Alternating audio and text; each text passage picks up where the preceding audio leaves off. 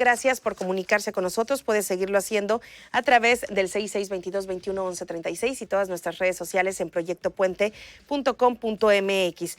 Vámonos ahora con esta información. Hace un momento les mencionábamos acerca de lo que el mismo presidente de la República daba a conocer el día de ayer, Andrés Manuel López Obrador, que presentaba pues decía que ya firmó el memorándum a entregar a las diferentes instancias, que es la SEGOV, la SEP y la Secretaría de Hacienda y Crédito Público, para dejar sin efecto la reforma y, como él menciona, la mal llamada reforma educativa.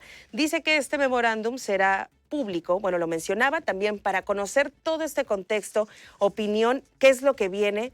¿Es legal o no legal? Bueno, ¿por dónde empezamos? Me da mucho gusto saludar y que nos acepte la llamada telefónica Marco Fernández. Él es profesor del TEC de Monterrey, además investigador asociado de México Evalúa. Muchísimas gracias, Marco Fernández. Muy buenos días. Y ¿por dónde empezamos con este tema y las actualizaciones y lo que ha dado a conocer el presidente López Obrador?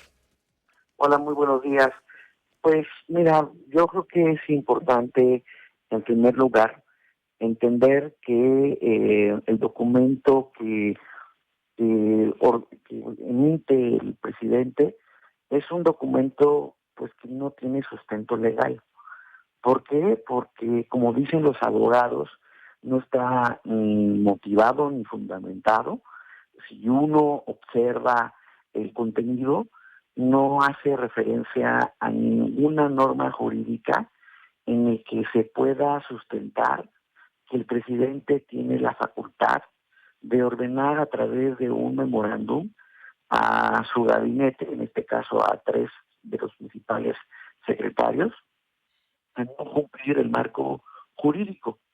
Es muy clarita la Constitución, en el artículo 89, en donde se enumeran las facultades del presidente. Y en esas facultades no está la de abrogar o derogar una ley. Para ese proceso, la propia Constitución también establece un procedimiento, que es un procedimiento legislativo, al igual que ocurre con cualquier ley, de que se tenga que emitir un nuevo marco jurídico que sea el que abrogue o derogue el que esté en vigencia. Y es lo que pues precisamente se está tratando de hacer a partir del proceso legislativo que ahorita está detenido, en donde ya la Cámara de Diputados en sus comisiones de educación y puntos constitucionales aprobaron un dictamen que tendría que estar discutiéndose en el Pleno de la Cámara de Diputados, pero que esto no ha sido posible porque la disidencia magisterial pues tiene secuestrado el tema. Recordemos que por más de 2 semanas no pudo sesionar la Cámara de Diputados precisamente porque estos señores se oponen al contenido del mismo. Y si uno ve el contenido del dictamen, justo varias de las cosas que dice el presidente le preocupan en términos de realmente proteger a los docentes y restituirles su dignidad, ya están contenidos en el dictamen. Por eso me parece preocupante que desde un acto ilegal el presidente ordene a su gabinete a no cumplir la ley. Si ellos lo obedecieran, van a incurrir en responsabilidades tanto del orden administrativo como del orden penal. Y entonces tendremos que ver si la Secretaría de la Función Pública Federal, a pesar de que es un subordinado del presidente, y la Fiscalía General cumplen con su función legal de precisamente iniciar procedimientos tanto administrativos como penales en contra de los funcionarios que llegaran a cumplir la orden del presidente, porque cualquier funcionario público está obligado, en términos de la Ley General de Responsabilidades, a precisamente hacer cumplir la ley que esté vigente. Y esa es la Constitución en su artículo 3, que no se ha modificado hasta ahorita, y las distintas leyes secundarias que, insisto, están vigentes. Entonces, Marco, ¿qué es lo que se augura de aquí en adelante por tratar por parte del gobierno federal, como mencionas, de hacer algo legal, lo ilegal, al momento de que se habla de que estas acciones, esta decisión es totalmente ilegal? ¿Cuáles serían las consecuencias? ¿Qué es lo que pasaría de aquí en adelante entonces con la reforma educativa? Pues me parece que claramente estamos ahorita en un terreno pues de incertidumbre, porque pues si tú eres un maestro, por ejemplo, y estás observando esta discusión, pues no sabes qué va a pasar. Si eres de los que estaba queriendo concursar para una plaza eh, que se supone tienen que hacerse los concursos el próximo mes para entrar al servicio profesional, pues ya no sabes si vas a poder hacerlo o no, a pesar de que ya te inscribiste, porque se están inscribiendo a que no se hagan los concursos. Si tú como docente que estabas en un puesto de director o supervisor y que te evaluaste en noviembre pasado y que te tenían que haber dado los resultados en enero y es ya 17 de abril y es la hora que la SEP no da los resultados, pues no sabes si vas a ser confirmado en el puesto o no. Hay maestros que de manera injusta no han recibido los pagos que están asociados a su buen desempeño en las evaluaciones que tuvieron precisamente denominadas de desempeño. Entonces, todo eso genera incertidumbre. Más aún, hay ahorita un modelo educativo que este era el primer año escolar que se tenía que implementar. Arrancó su implementación a finales de agosto pasado y ya ahorita se está hablando de que viene un nuevo modelo que no se sabe cuál es, ni siquiera hemos hecho una evaluación de qué jaló, qué no ha jalado respecto al modelo educativo, pero tú entonces estás recibiendo señales como docente que igual te van a cambiar la jugada.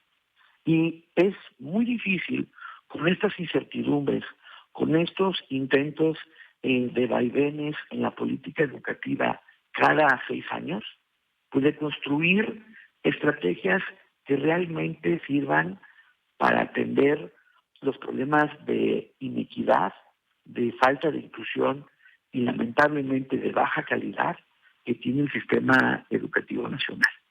Marco, firma de memorándum de la cual estamos hablando, ¿es a lo mismo que se refería con el llamado decreto presidencial que iba a ser, que lo mencionaba el fin de semana pasado en San Luis? Sí, y es lo que, insisto, no tiene el señor presidente facultades legales para hacerlo. Y contradice incluso el discurso del propio presidente, que cuando le conviene cita a Juárez y dice que nadie por encima de la ley. Pues precisamente si nadie está por encima de la ley, lo que él tiene que hacer es cumplir el marco jurídico y hacer lo que el marco jurídico le permite hacer, no ir más allá de sus facultades, sobre todo porque yo entiendo que lo que motiva es cumplir la promesa de terminar con la reforma educativa. Y para eso mandó una iniciativa. Y para eso esa iniciativa se está discutiendo en el Congreso. Y ya pasó el primer tramo, que eran las comisiones. Pero no ha podido seguir la discusión en el Congreso, no porque los congresistas no quieran, sino porque hay un grupo que ya no les gustó cómo fue la discusión del proyecto de legislación que mandó el presidente, que critiquen al propio presidente por haber incluido en su propuesta la palabra de calidad educativa que ayer en la mañanera él reiteró y que de acuerdo a ese grupo de maestros es incluso un término neoliberal, a pesar de que ese es el término que la propia ONU en términos de los derechos, de los objetivos sustentables del desarrollo, reconoce. Entonces, sí me parece que es estar tratando de satisfacer a un grupo que nunca va a estar satisfecho y que por más que diga que no quiere el control de las plazas, reiteradamente, de las plazas docentes, reiteradamente dice que lo único que quiere es que se legisle o que se esté sujeto el magisterio al artículo 123, apartado B, es decir, esa disposición sería darle el 50% de las plazas al sindicato, al disidente y a la parte institucional para que ellos pudieran distribuir de manera discrecional estas posiciones. Y yo no veo, cuando esto ocurrió en el pasado, que eso haya servido para tener buenos resultados educativos, y lo que sí vi es cómo en el pasado abrió la puerta esa disposición a la corrupción, justo la cual ha dicho el presidente que está convencido de enfrentar firmemente. Pues al parecer entonces podría correr grave riesgo estas decisiones, pero por último, Marco, ¿cuáles serían las posibilidades futuras? ¿Se pudiera dar marcha atrás a este decreto o memorándum que ha externado el presidente de la República o podría llegar a legalizarse estas nuevas decisiones por parte del gobierno federal? No pueden legalizarse, insisto, porque no tienen sustento legal. Y entonces, si se decide aplicar, lo que vendrá es el proceso legal para, para poder atacar la ilegalidad. Es decir, va a haber, por un lado, muy probablemente amparos, y es muy probable que un grupo de legisladores, ya sea diputados o senadores, en ejercicio de sus facultades legales, lo que hagan es presenten ante la Suprema Corte una controversia constitucional por considerar que el presidente invade facultades que son exclusivas del Congreso, y entonces la Suprema Corte tendrá que decidir. Y ojo, ya tenemos un antecedente que el Poder Judicial corrige este tipo de cosas al señor presidente.